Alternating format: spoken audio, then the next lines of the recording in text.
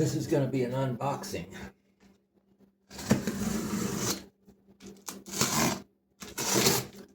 This came from the boot heel of Missouri from a young fella. And hopefully I was a little bit worried. It seemed a little sketchy to me. So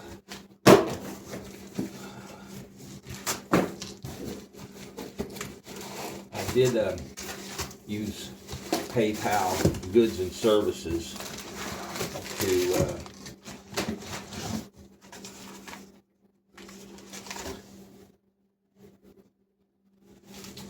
pay them, so when I unboxed it, if it was a brick, I could get my money back, or try to at least. This is supposedly, I think I smell cigarette smoke. I feel like Forrest Gump. I smell cigarette smoke. Pull it out of the box. The bar and chain he had on it were pretty crummy, so I told him not to include it. Let me see if that will focus. Oh yeah, that's doing good. Let's see if I'm filming actually. This camera stuff isn't always easy. Takes probably a lot of time to figure that out. This was supposedly a very, very, very low used Homelite chainsaw. And like I said, is that I was worried because the young fella, I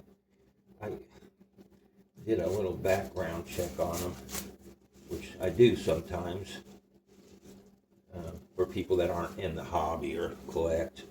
I run a NCIS check on them.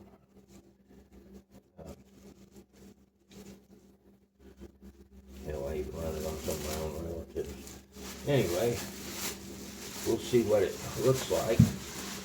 He packaged it like I asked him to, with two bags and some cardboard, and it came so.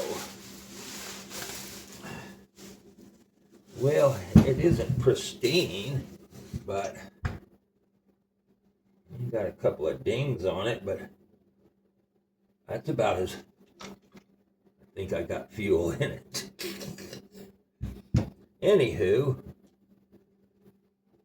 yeah, it's clean.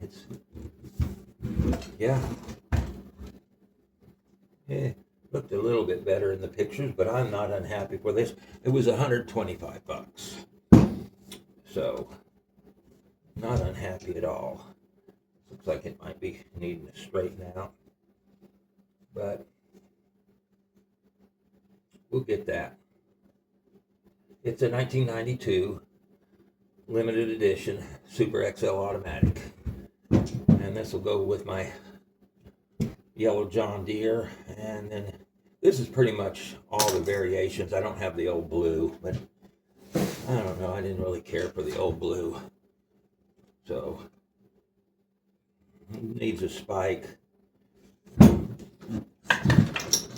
Good compression. Still smell cigarette smoke. Let's pull the choke. See if this one is any.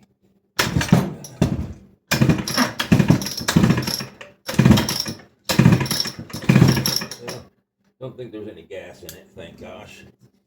But lots of compression. Good deal.